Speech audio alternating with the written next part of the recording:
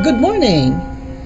On behalf of Dr. Reggie O. Cruz, our Assistant Principal of Governor Rafael L. Lazatin Integrated School, I greet you a pleasant morning. I would like to share a short message regarding a project of ours. GRLLIStong Mag-aaral. What is this all about? When I was in school, one day I asked the students who are members of this GRLLIStong Mag-aaral. I asked them, what is this all about? They gave me mixed answers.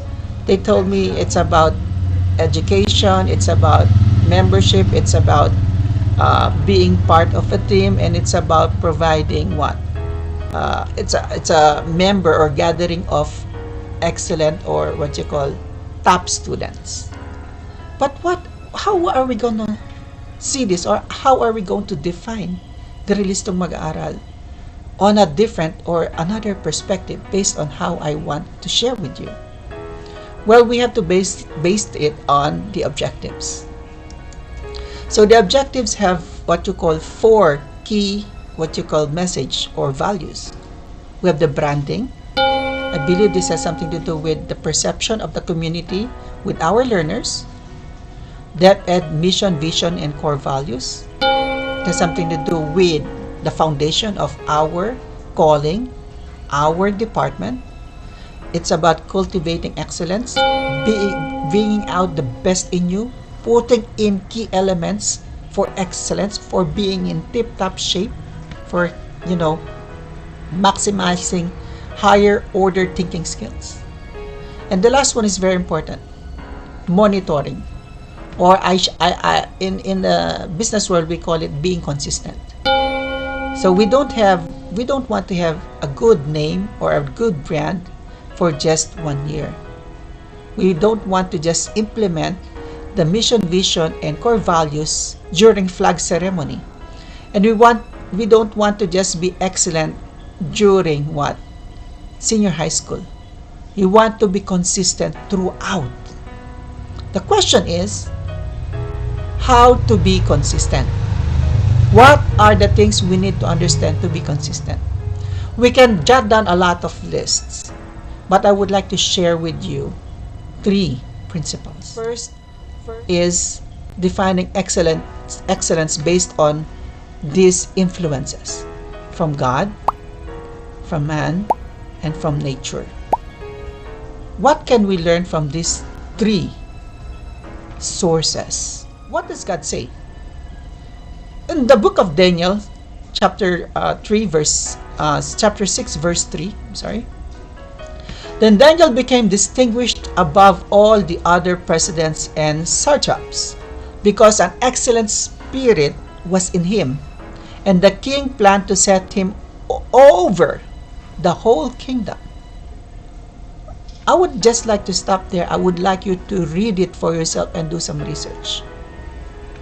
But if you look at the life of Daniel,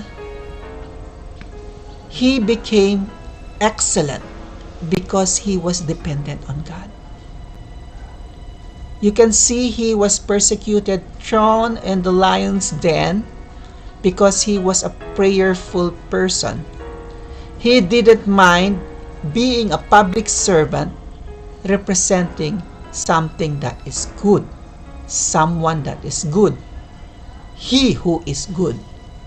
He dared be different in terms of being moral and being good. But he was a public servant. He served the community. He is just like you, my dear students. So in order for us to achieve excellence, what does God say? Look at the life of Daniel. From these words, you can see strong words, excellent spirit, pagkatao niya sa loob. And he was what? Distinguished above all. Big words. Big words. What does God say? Look at the life of Daniel. And you will learn how to serve, how to be a GRLLIStong Mag-aaral. Next, what does man say? According to Aristotle, excellence is never an accident. It is always the result of high intention, sincere effort, and intelligent execution. It represents the wise choice of many alternatives. Choice, not chance, determines your destiny. Remember that. Okay? So, what does this mean? Walang hula-hula. Walang mag-aaral na lang ako bukas o natsambahan. Excellence means you have to have a plan. You have to what? Make that move in order to improve. Okay, mga mag-aaral, mga GRLLIstong mag-aaral. Nakita nyo? Okay, I know marami tayong dinadaanan ng kahirapan dahil sa pandemic. But there are a certain group of students, of people who still stand out amidst the pandemic. Why? They intended to be excellent. They want to serve better. They want to improve. And it says their sincere effort, meaning walang halong politika, walang halong masamang intensyon. It is something that they want not only for themselves but to contribute, to be part of the greater good. And it's not chance. Okay? It is what? A choice. So, pili tayo. Mga GRLLIstong mag-aaral. The last one would be what? What does nature say? According to Sky, one of a researcher, or what you call someone who shares inspirational messages, the question is, what does Earth ask of us? The Earth knows how to take care of us, so we must know how to take care of the Earth. Pansinin niyo yung DepEd mission, vision, and core values. Meron salitang kalikasan. Buo siya. Have you noticed that? That's why I placed here as part of the three principles, God, man, and nature. Okay? So what does take caring of nature, Earth means? Ay, you know what, class? Ito yung sasabihin ko as my last part ng message. Sorry, napaba ng konti.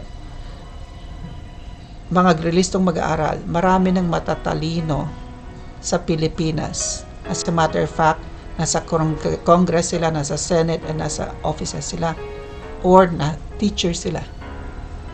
The question is, how do they take care of nature?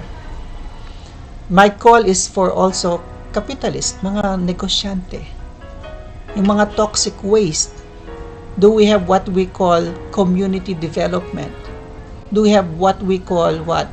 Taking care of our trash, our biohazards, our technology waste. You see?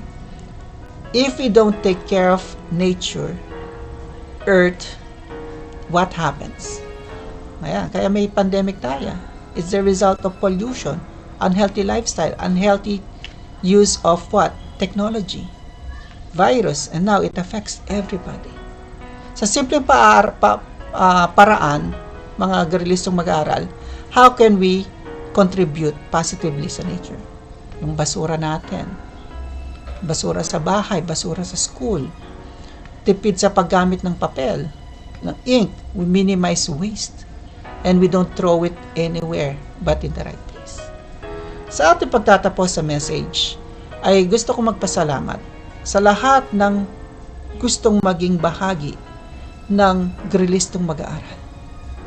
It is a privilege to be part of the best, but being part of the best has greater responsibilities.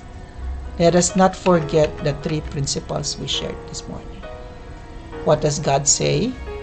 What does man say? And what does nature say? Have a nice day, and God bless you all. Thank you.